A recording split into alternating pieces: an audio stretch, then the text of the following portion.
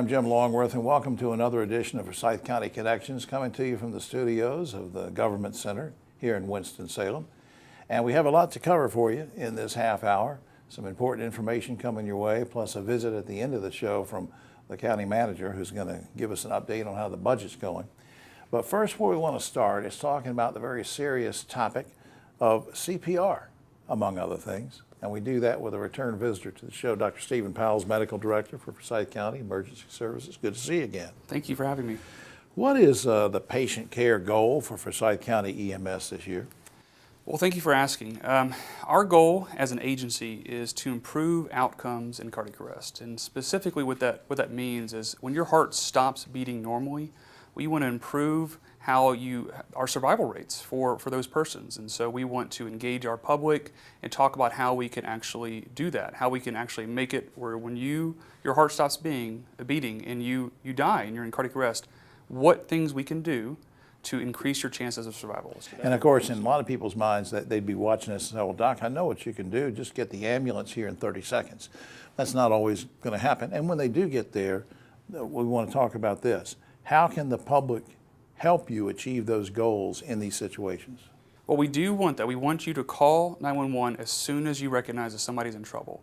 But what we need is the bystander who saw the person collapse to do something. And we need them to first recognize that they're in cardiac arrest and then perform CPR and, if possible, attach an AED and shock the person before EMS ever arrives. We're going to get to some of the specifics. We have some great video that Jeff did for us to show CPR and these kind of things. But before we get to that, you know, people are very reticent, not everybody, but, you know, when they say, well, maybe I should, you know, do CPR on this person who's just collapsed.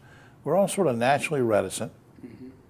So how do I know that it's appropriate for me to go ahead and do CPR? That is a great question. What we teach is that if somebody is unconscious and not breathing normally, we as a public who is not medically trained should presume that person's in cardiac arrest and start CPR.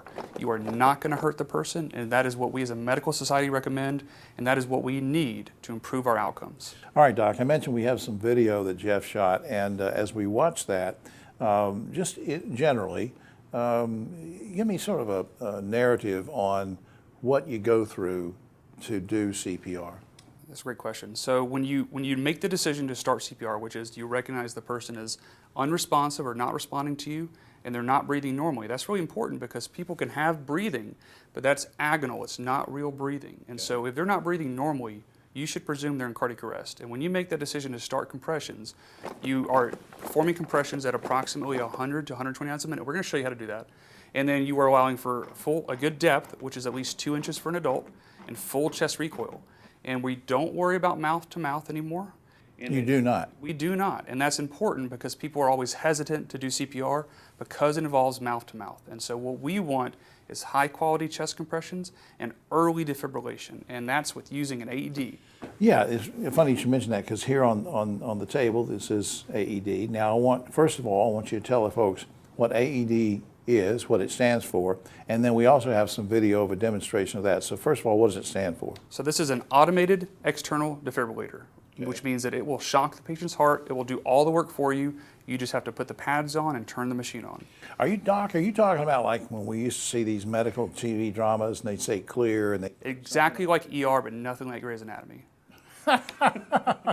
But this is simple enough to where a regular person can use this? Absolutely, and it is designed for a person who has no medical training to open this up and follow the instructions, and it will teach you how to save that person's life. All right, again, without getting into too much detail, just give me the overview of what somebody does with this once they open it up. So they'll open it up and you turn it on, and it'll tell you to put pads here and here, which essentially sandwiches the heart.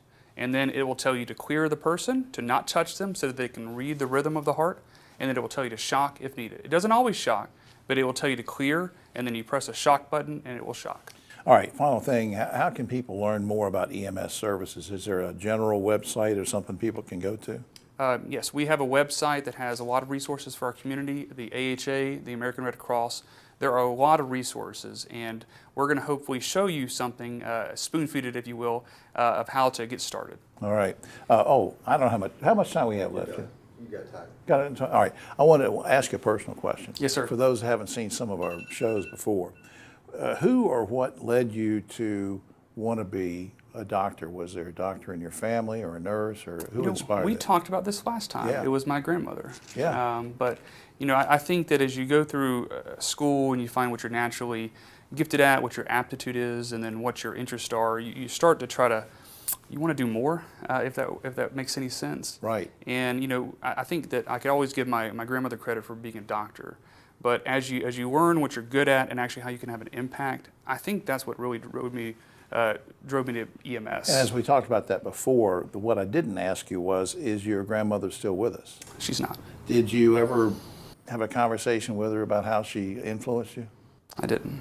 See, but she knows you're doing well. I think she does. She knows you're doing well. Hey, Doc, thanks for doing this. Really important stuff with the CPR and teaching people these. I'm glad that Jeff can give us a video on that. Thanks for all you do. Yes, sir. Thank you. We'll be right back after this. Medications taken as prescribed for you are safe. They should only come from a pharmacy or healthcare provider. Counterfeit prescription pills can kill.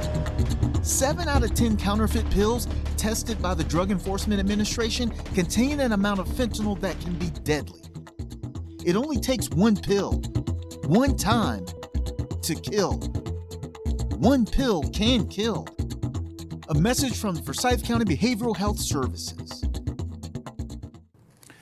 Back now on Forsyth County Connections, and man, there are so many important things we have to discuss in this program, and none more important than talking about good nutrition, really, when you think about it. And that's the key to everything with kids and adults. And we're so lucky to have this lady with us right now. Bruna Gutierrez dos Santos is a WIC nutritionist for Forsyth County in the Department of Public Health. Thanks for being here. Yeah, thanks for having me. By way of Brazil, you said you came from Brazil. You were born in Brazil and went to UNCG, fellow Spartan here. The secret that the folks home don't know, I only allow people on the show who went to UNCG. No, that's not, it's just a joke. Now, what does WIC stand for? What's it all about, and who can participate? Yes, so WIC stands for Women, Infants, and Children. WIC is a supplemental food and also nutrition program, and who is eligible to participate. Those are low income, pregnant, breastfeeding, postpartum women, and then children up to age 5. What types of foods are offered through a WIC program? Yeah, so WIC offers, besides the healthy foods, the WIC also offers nutrition education, breastfeeding promotion and support, and community referrals. So some foods that WIC includes are foods from all different food groups. That would include fruits and vegetables, and people can get fresh, frozen, or canned. Also, different types of proteins like beans, eggs, peanut butter, Sure. whole grains, and dairy, cheese, milk. And when you say educating people, you're trying to tell them about making these healthy choices, right? Yes, and with the food packages, the interesting thing is that the packages are tailored based on individual needs. So we tailor those packages. It's more than just giving food. We also provide education and helping them throughout their journey. You mentioned women and children. Let me ask you a stupid question here. What about infants? I mean, when the baby comes, does the baby benefit directly from the WIC program, or how does that work? Yes, we have a very strong breastfeeding program there, and we support breastfeeding women. So that's the optimal feeding way. So we support them throughout the first 6 months, and we have a program with breastfeeding peer counselors where moms can get help throughout this breastfeeding journey. Now, are there any charge? Is it free of charge to go through these classes and get education? Yes, it's free. If they qualify, they're eligible, they will get all these components of WIC for free. Now, we were talking before we started the segment that you were going to mention, and we'll try to get it up on screen, you were going to mention a website or some place where people can get more information or to call and try to get help. Yes. What would that be? What's that website? So they can look for the referral form, North Carolina WIC. It's the ncdhhs.gov/WIC. NC WIC referral, or also our WIC appointment line at 336-703-3336. All right, now let me ask you a personal question before time gets away from us. What gratification do you get personally from working with the WIC program? What do you get from it? Yeah, it is really rewarding to see how we can make an impact in people's lives, and with sometimes things that we don't see as important, we see as a day-to-day life. Those small things can make a big difference in people's life with breastfeeding and just offering nutrition education. Right, and in what you're doing, especially with education over nutrition items and things like that, you're really, it's not a temporary quick fix. Doesn't this sort of what you're doing, helping people sort of get in their mind how to live their life healthier as they go on in life? Yeah, so it starts since pregnancy. So we are there from the very beginning, and we show them what to do with the foods that we're offering. Right. What a great program. I just appreciate all that you're doing for the folks in the county. It's so important, the work is so important, and congratulations on what you're doing. Thank you. All right, we'll be right back after this. Stress can keep you from sleeping, affect your moods, hurt your health and your relationships. If you've lost a job, worry about your next meal, or have trouble making it through the day, we can help. Text STRESS to 211-211 to find a solution. Back now on Forsyth County Connections. So glad you could stay with us. We have a first-time visitor to the show, and first time she and I have actually met, except on the phone. And I'm so glad to have Virginia Lopez with us. She's Family and Consumer Sciences Agent with the North Carolina Cooperative Extension in Forsyth County. Good to see you. Nice to be here. Thanks Thank for you. taking time to stop by. And Appreciate the invitation. Thank you. you sent me an email that said something called Extension at Home. And then there was a little thing under that I was reading, and it says virtual this and that, whatever. What is Extension at Home virtual series? Okay, so this is a program that was developed and is being presented by NC Cooperative Extension agents across the North Central District. And so it is a program that covers topics that are related to family and consumer sciences. All right, so let's talk about that. You say topics. What kind of topics might I discover in this series? In this series, yes. We cover areas that are related to health, nutrition, wellness, parenting, classes, senior care. So the topics are just an array of topics that we cover once a month, on the second Tuesday of every month. And so to give you an example, for the month of March, we are having a session titled Cook with Ease. And so we're introducing to families how they can cook at home, from home, with ease, by giving them tips and tools and gadget ideas that they could use to make their life easier when cooking. And is this with an eye toward good nutrition too? Yes, definitely, yes. So that, when people are cooking from home, hopefully you're cooking healthier than if you had to go out and eat. And staying away from fast food, There and you instead go. participating in your series and learning how to cook and serve healthy. Yes. And that, I'm looking at my notes, I think you said March the 12th. Yes, if March 12th, the second Tuesday of each month from 12 to 1, Right. That's our March one. But to give you another example, in April, we go in a different area, and that's the session is titled Become a Scam Detective. Become a Scam Detective. I love that title. Now, what does that mean exactly? So what that is going to be discussing is we will be sharing with the public, the different scams that are out there for them to be aware of them, what red flags to look at when they're, either receiving emails or phone calls. And so we want to prevent them from being victims and, of course, prevent any financial losses. Give me an example of a typical scam that people might get caught up on and not know it. Yeah, one typical one that I see a lot on my email, personal email, is that you have won a gift card for $100 from, and then it's in a well-known Right. organization. Right. Well, I've never applied for anything with that organization, so people are quick to see something that's saying you have won free money Right. and go for it. And then I don't mind free money, but as long as there's not a catch to No, it, there's right? always there's a catch. What do folks need to be able to view these programs? Because I think you said it's a virtual thing, so I'm Yes. assuming they have. I mean, do they just go on the computer or the laptop or something? What do they need? You are correct. So they do need some sort of digital form format, right? Whether it's their phone or a laptop or their computer, and they need to register first of all, and that they register for the individual classes because Okay. some of the sessions they may not be interested in anything about parenting if it doesn't apply to them. So they do register for each session. Having an email, very important as well, and like I say. Yeah. Now, what if for some reason I'm out of town, or I didn't know about it, or I missed some of these programs you're doing, whether it's cooking or becoming a scam detective?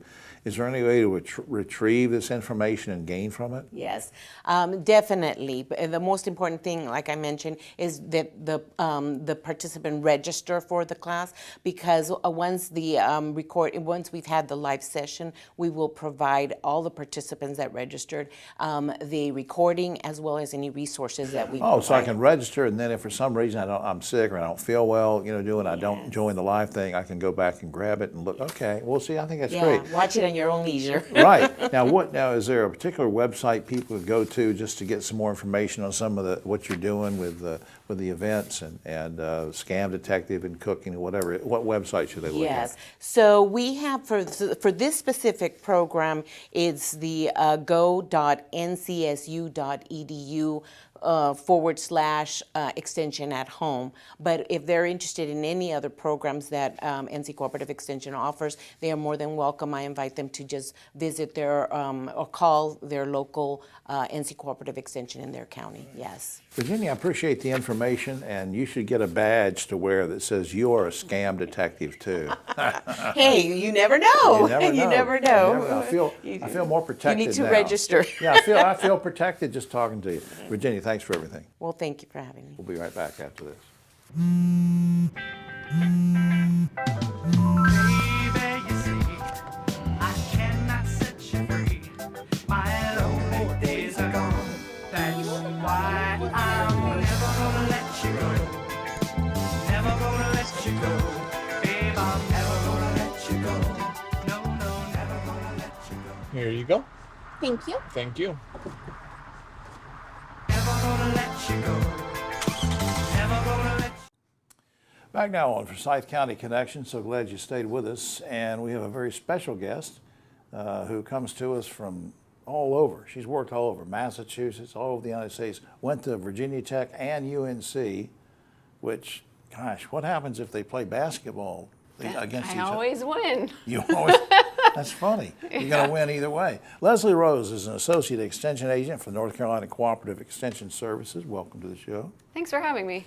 Tell me about the gardens in Forsyth County under the care of the Extension Service, because I dare say a lot of people don't know that there are gardens that you're responsible for. Yeah, so we manage 2 gardens. We have a demonstration garden that's at our office in Winston-Salem, and it's a smaller garden. There's more edible plants there, so there's a pretty big vegetable garden, some fruit, but also some ornamental plants. And then our larger garden is in Tanglewood Park. We've got the Arboretum at Tanglewood Park. That's right. So if you've ever been to Tanglewood, you go to behind the manor house is where the Arboretum is. It's about 3 acres, and it's got all kinds of different gardens, mostly ornamental, but we do have some vegetables out there, just to kind of show people what they can grow in this area. Now, just because this show airs at different times, and then you'll catch it later on YouTube and all sorts of things. So I'm just going to, as a disclaimer, say that we're taping this in early March. Mm-hmm. And so my question is, what kind of things are going on and growing on in these gardens that we ought to be aware of? Yeah, so this is the time that things are starting to grow. So right now we've got lots of plants that have grown from bulbs like daffodils and tulips, but we also have gardeners starting to start seeds and grow their new plants that we'll put out probably in April for the spring. All right, let's talk about some upcoming classes and events, and I'm going to mention some dates, and then you sort of tell me a little bit about it, and correct me if I'm wrong.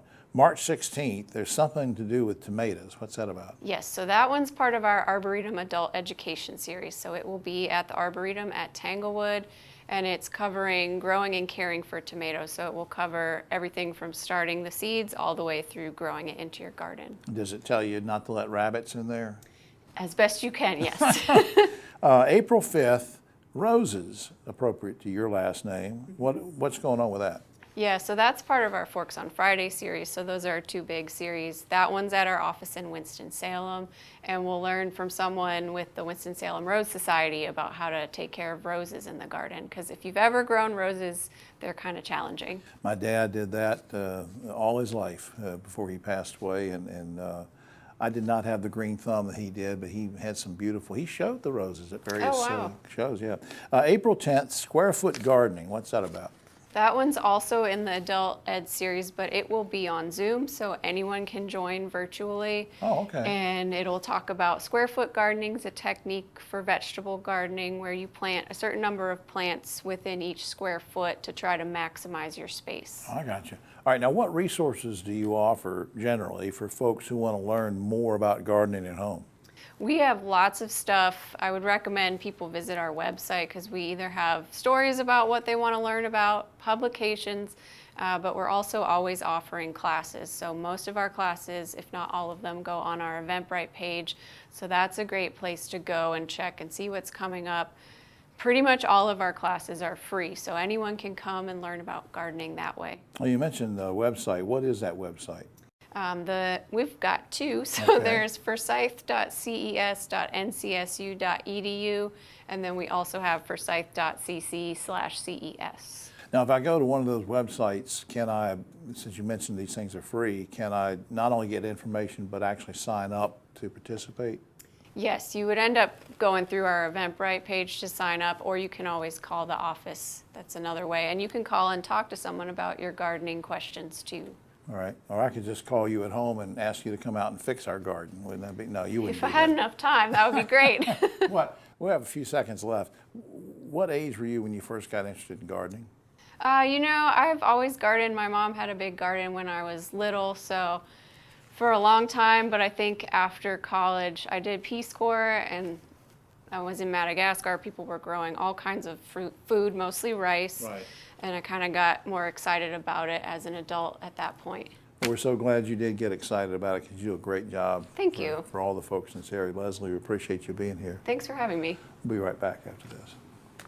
In the moment that your life depends on a fast response, get information to first responders that can aid in your or your loved one's care. That's forsyth.cc/Forsyth Cares. Back now on Forsyth County Connections. Thanks for staying with us throughout the program. And we have a special guest with us who's been here many times before, and why not? He oversees just about everything in this county, and we're so glad to have with us once again Dudley Watts, County Manager for Forsyth County. Good to see you again, sir. Good to see you, Jim. Might I also say in part of that title, I don't know if Jeff's going to put it up on the screen, the retiring Dudley Watts, because you'll be retiring at the end of this fiscal year, which is the end of June. We'll do more about that in a few months because I want to ask you all about things and changes you've seen in your tenure. But let's look at right now because before we get to the 2025 budget, how did the county perform in the past year? I mean, how did we do? Yeah, so putting together budgets partly, what we're planning for in FY25, but it's where we ended in 23 and where we are here in 24. And all of that was done amidst the challenges of COVID and just the change that we've been through. But 23 looks like we had a good year. 24 tracks to be a good year. Not a lot of surprises. In fact, the labor market seems to be getting more normal. The supply chain stuff that we've been dealing with over the last 3 or 4 years is normalizing. So, knock on wood, I'm hopeful the FY25 budget's back to a more normal, predictable, consistent kind of budget. And folks who have been paying attention to this will, look at the newspaper or hear us on this show and say, hey, y'all have done a lot of things with buildings and facilities and moving things around and improving this and improving 911 and doing, how do you stay on budget doing all that, Dudley? It's been a challenge, but the process that we have, that the commissioners have sort of said this is a good process, and so it's been pretty consistent through the years. It works, sort of the equation works, and so as long as folks are minding the store, and that means department managers doing what's expected of them, it all works out, and it has, and we've just been blessed by that. All right, now let's look at the 2025 budget. Here we are in the spring of 2024. How do you put this together? How does it look? How's it coming together? So it really kicks off with work that's done by our budget management department. I know Kyle Wolf's been, he's led that department, he's been here, and he can talk about the nuts and bolts of it. But, you know, they really start in the fall of the last fall. The board has a budget retreat that they had a couple of weeks ago where we really talk about issues and what's ahead of us. And so we had that session.